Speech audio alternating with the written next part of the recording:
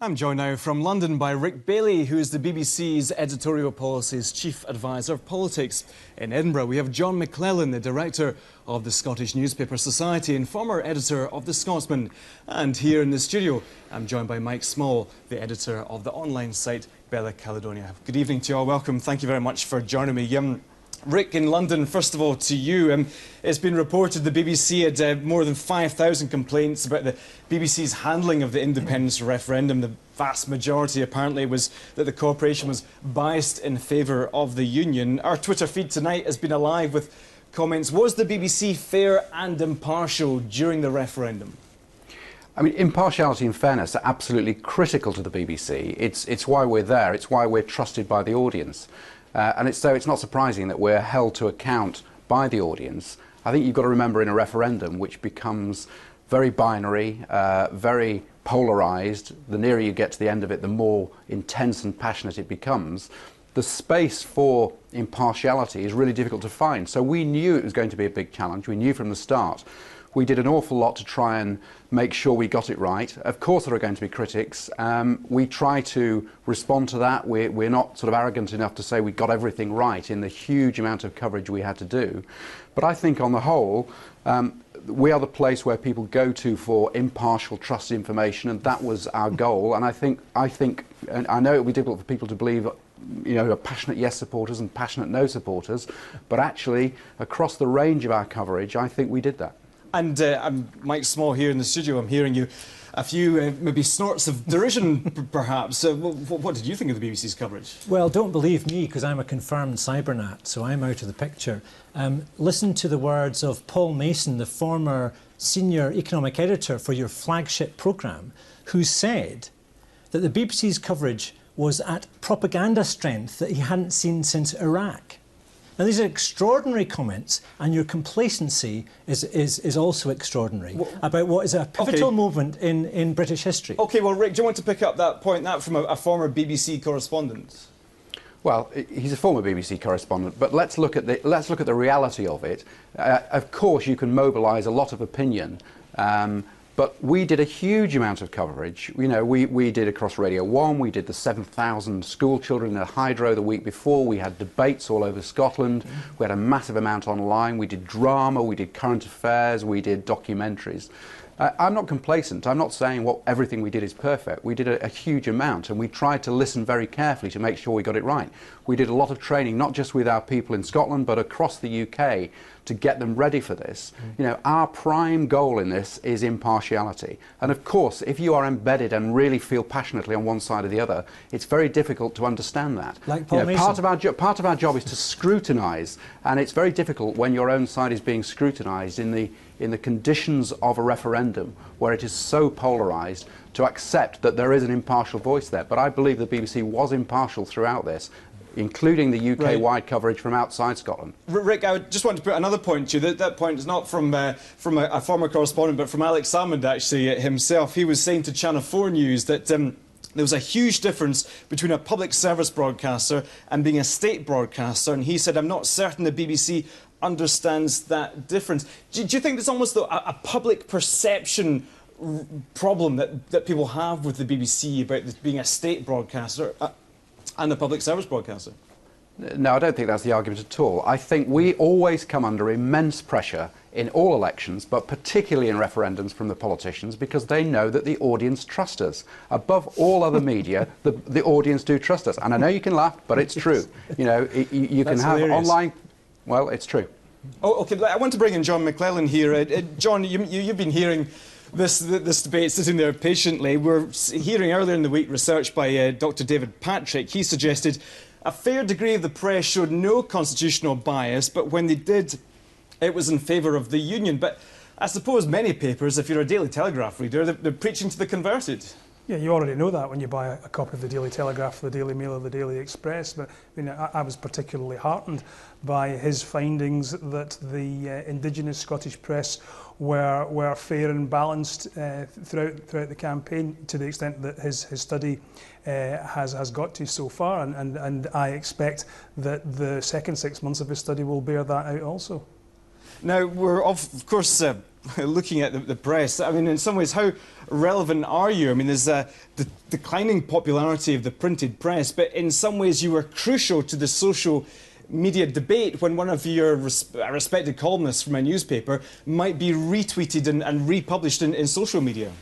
Well, yeah, it's very easy to look at the influence of the press only through the prism of print copy sales, but the reality is that hundreds of thousands of people are accessing the work of journalists on traditional newspaper companies' websites, and the digital communications are very much part of the future of our businesses, as they are the future of political communications per se. I see absolutely no conflict at all between what newspapers are doing digitally and the additions to the world of political communications from people like Bella Caledonia and Wings Over Scotland. I mean, the more the merrier as far as I'm concerned. Oh, okay, Mike, that's an interesting point. The more the merrier, and in some ways you're reflecting each other. There's obviously still that role for the traditional printed press, and people like you can focus people onto it, and yet people maybe have kind of more of a say in your online site about what's being said. Well, that's right. I mean, that's why we're a citizens' journalism rather than a national broadcaster. And if your man from the BBC thinks he's not complacent, tomorrow we'll be launching a boycott, not a boycott, to rechannel energy for people who want to give up on their commitment to their licence fee to the BBC or their commitment to the Herald or newspapers and pay instead to online services. And that's going to happen in a huge way.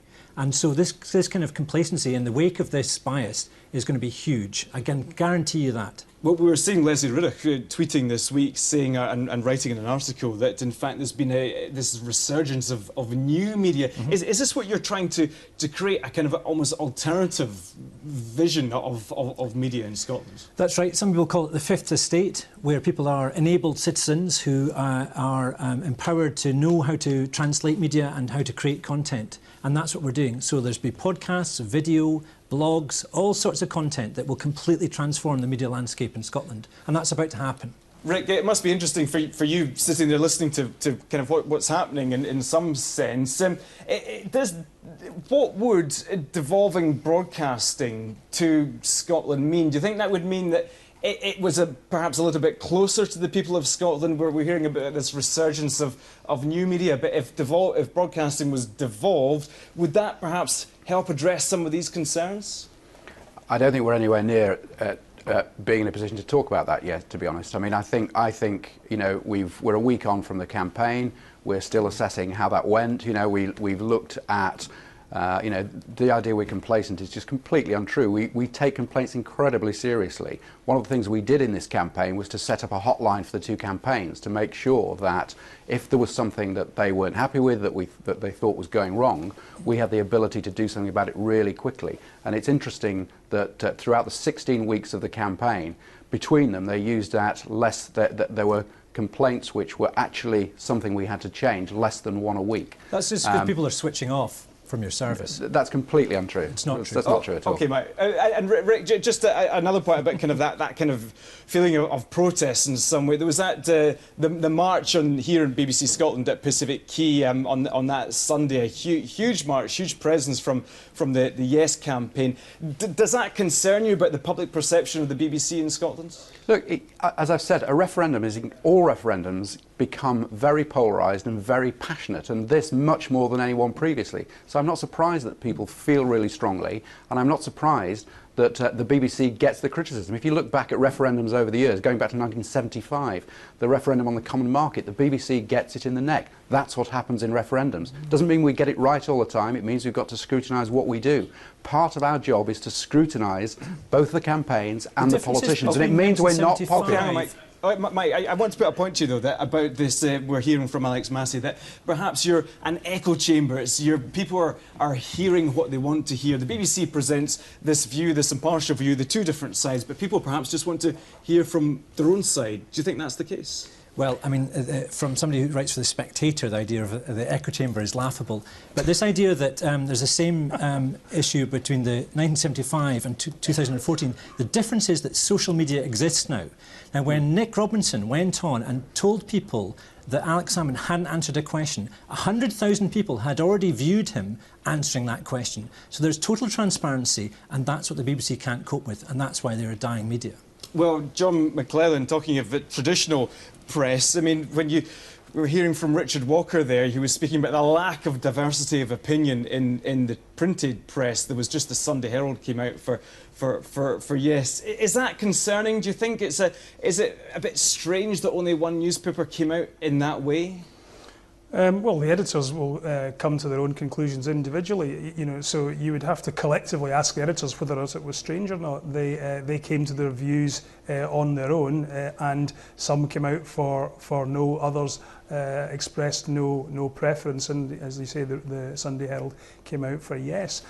It's a free and diverse press, and there are new means of communication, and I think in large part, the newspapers reflected the opinions of their readerships. Now, you can argue whether that's right or wrong, but certainly in the case of the Sun and the Record, it's quite clear from the result that you know, that there was a 50-50 split, and both those papers did their utmost to plough a very straight furrow between the two.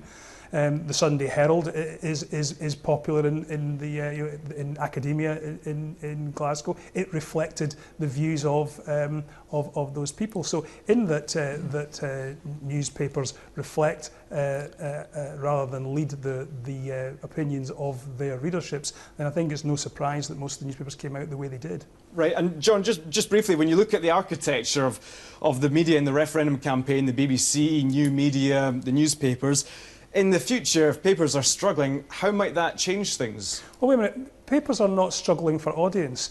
Yes, they are wrestling with different economic models for their businesses, but in terms of audiences, newspapers are reaching more people than they have ever done. And this kind of talk is, you know, it seems to me there's an attempt to fulfil a prophecy here, but newspaper audiences are as vibrant as they have ever been, if not more so. And the work of the journalists working for mainstream Scottish newspapers is reaching more people than ever.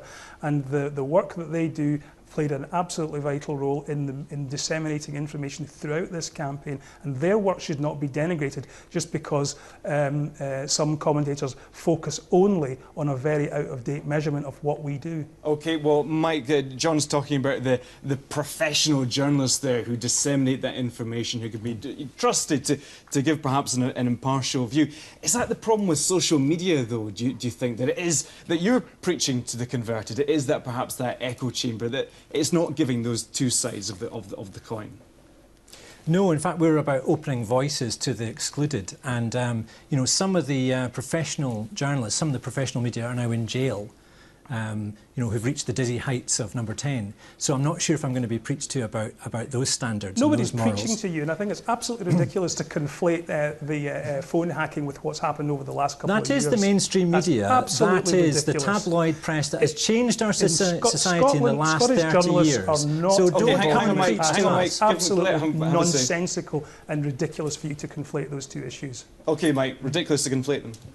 Not at all, and I think it's quite interesting that the only newspaper out of 37 daily newspapers, the only one has had a 111% increase in its sales. So there's a commercial interest there. Sorry? There aren't 37 daily newspapers in Scotland. All right, OK. So the only newspaper to actively back independence has had a 111% increase in its sales. Is that true or false? That's true, I wouldn't deny it. That's true, OK. So there's a commercial interest here as well as a political interest about plurality and democracy in the media, which is absolutely failing in the mainstream media. And that's why new media is coming forward to fill that gap. It's about democracy. OK, Mike Small and John McClellan and Rick Bailey in London, gentlemen, we'll have to leave it there. Very interesting discussion. Thanks very much.